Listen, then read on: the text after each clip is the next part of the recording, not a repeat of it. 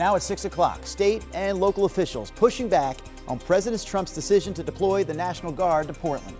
As Americans, we do not believe that we should be using U.S. military forces on our streets. Coming up, when exactly members of the Guard are expected here in the city. And Congress has until tonight to pass a spending bill to avoid a government shutdown. How a shutdown could affect your day-to-day life. Also this morning, we're talking about this. A new species of bird, China green. It's been identified in Texas, a cross between a blue jay and a green jay. First of all, I didn't even know there was such a thing as a green jay. I didn't either. But if you take the blue jay and cross it with a green jay, apparently you get a grue jay. Yes. I'm so confused.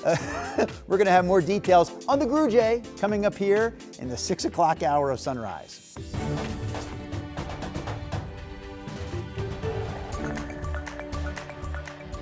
Good morning, and thank you for joining us on your Tuesday. I'm China Green. And I'm Drew Carney, and we have these two birds hanging out with us. Rod Hill, Chris McGinnis. Put them together, you have Grod. McHill.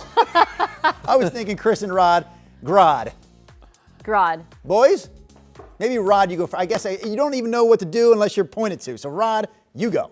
Are you pointing at me right now? I'm pointing at you. Okay, here we go. Good morning to you. We have a completely dry morning. Partly cloudy out there right now, still going to be dry at noon. We are tracking, and here it is, incoming the next weather front that the actual surface front tracks into Portland somewhere around 5, 6 o'clock. We'll get rain this afternoon. We'll get rain out ahead of that. Futurecast shows the rain approaching the coast at 11 or noon, and then rain approaching into Salem and Portland somewhere around 2 o'clock today. So from that point on, 2 o'clock through dinner time, it's going to be raining. But right now, partly cloudy, really a nice morning, 55 degrees. Zero threat of rain through the morning commute hours, and pretty high confidence will be overcast but completely dry at noon, 64. So there's your time to get things done. Now, in terms of getting the kids out the door, the rain is going to be coming in about the time schools start to get out and the kids will be on their way home. So it will be a rain jacket needed for that reason, 65 mid-afternoon. Chris? Probably also want to plan some extra time for the afternoon drive if you can do that, right? The drive right now is in pretty good shape. I-84 out near, well, the I-5 interchange. There's the ramp to northbound I-5. We're getting a little bit busier there, but so far the freeway drive still looks really good. So we're rolling along at a speed limit clip for now. I do want to take you to North Portland. We've got breaking news developing overnight with an ongoing shooting investigation not far from Roosevelt High School. Photojournalist Alyssa Taylor is on the scene right now, and you can see that North Central Street is closed right now, just east of Ida. And again, we're working to get more details on this, but Drew, I can tell you right now that the road remains closed and has been for a couple of hours. We actually have more on that right here and right now, Chris. Thank you for that. We know one person was killed during that shooting in North Portland. This is the St. John's neighborhood. Chris just talking about this. Just before 2:30 this morning, police responded to reports that a person had been shot, and when officers arrived at North Central Street, they found a man who was already dead. They also detained one person, but so far they haven't given us any information about that person. Anyone who knows anything about what happened is asked to contact Portland Police. Now to the new developments in President Donald Trump's plan to deploy the National Guard to Portland. We have a copy of a text exchange from this past weekend between Oregon Governor Tina Kotek and the White House. On Saturday morning, the governor texted President Trump through his assistant saying, quote, "I just received your notice to mobilize the Oregon National Guard outside of my control. I believe this is unlawful and unwarranted. You broke your promise," the governor said, "to speak with me before taking further action against Portland. I will be in touch later." President Trump then responded, saying, quote, "I notified you to get things in order, and you didn't. They attacked our ICE patriots last night and at other times. If you get your state in order, we don't come. But everyone knows," the president said, "that Portland has been an unmitigated disaster for years. I won't let that happen in America." Governor Kotek says she then had a 10-minute phone conversation with the president, telling him his view of what's happening here wasn't accurate. And at the end of the day, 200 National Guardsmen are still set to be deployed to protect Portland federal buildings this week. So those deployments are expected to happen Thursday or Friday. Sunrise reporter Thomas Schultz joins us live from downtown Portland. And Thomas, we know that there have been some vandalism and arrests outside the ICE facility recently.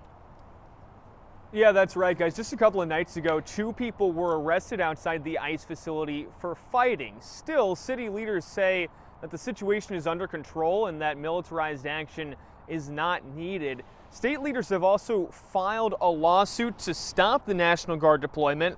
A hearing is set in federal court for 10 a.m. Friday.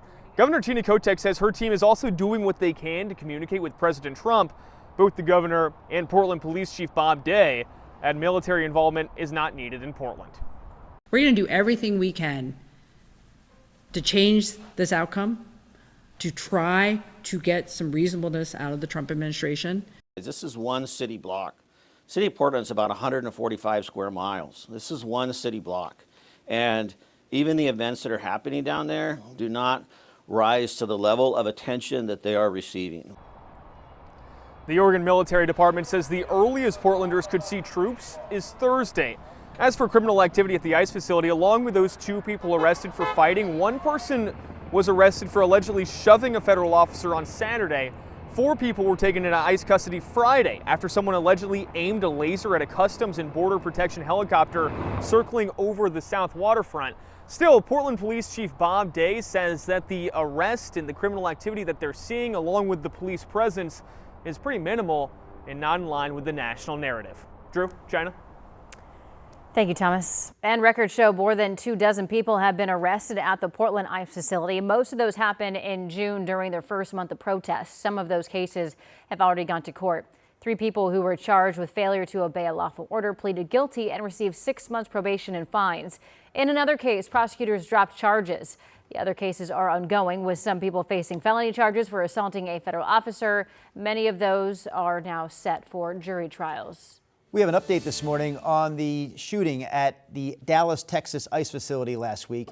According to Homeland Security officials, a second detainee who was shot is now dead. Miguel Angel Garcia Hernandez, a 32-year-old Mexican immigrant, died after being in the hospital since the September 24th attack. 1 detainee also remains in the hospital. Another one died the day of the shooting. Sheriff's deputies took a 53-year-old, China, I'll let you handle this story. So sheriff's deputies took a 53-year-old woman into custody after she allegedly had a gun near Fruitland Elementary School in Salem. The school immediately went into lockdown after reports of an armed person at the school. Deputies found a woman matching the suspect's description across the street and also found a handgun nearby. She's identified as Janet Organ of Salem, and she's being held at the Marion County Jail on charges that include disorderly conduct, unlawful use of a weapon, and resisting arrest. Your time now is 6:07, and this is confusing but also cool. Researchers in Texas say they have identified the first known wild hybrid between a blue jay and green jay. The unusual bird was spotted in 2023 near San Antonio. Genetic testing confirmed that the offspring came from a male blue jay and female green jay. So researchers say it carries traits of both species here. Blue feathers and white spots on its wings like a blue jay, but markings and vocalizations of a green jay. Rod, can I ask you a question? Oh, yes, fire away. Have you ever heard of a green jay before? I have not, but the photo there on the right of the screen as I look at it, of the green jay, really beautiful bird. I mean, they're all beautiful, right? The blue jays as well. We're enamored with the green jay because we've never seen a green jay before. Never mind this grue jay business. Yeah. I'm still falling in love with the green jay. My thought exactly, yes.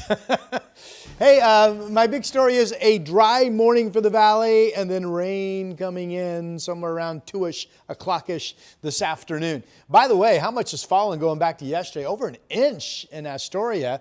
Portland was under a tenth, Salem 12/100ths of an inch. And then it was a half of an inch of rain, actually 0.55 up in Kelso Longview for you folks yesterday. Looking back, I think you'll agree with me in Portland, it was kind of an occasional light, what I like to say spit actually. But we did rack up some reasonable rainfall. Here's our next system. Now this front is stronger, it holds together, and it will march in later this afternoon.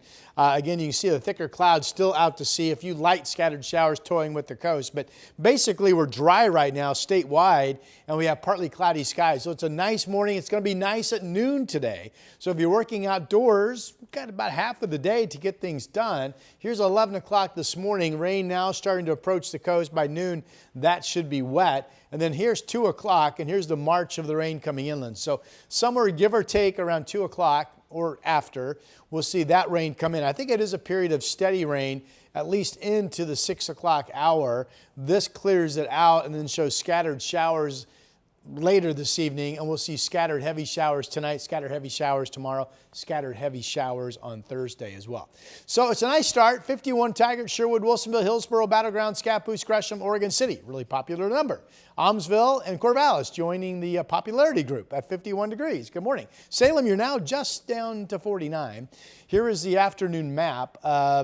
Talked about the rain on the west side. Later today, it's late day, there will be scattered showers come out into eastern Oregon as well. We still have rain at times through Thursday. We still have a dry Friday, Saturday. We still have a clear sky east wind pattern on Sunday and Monday.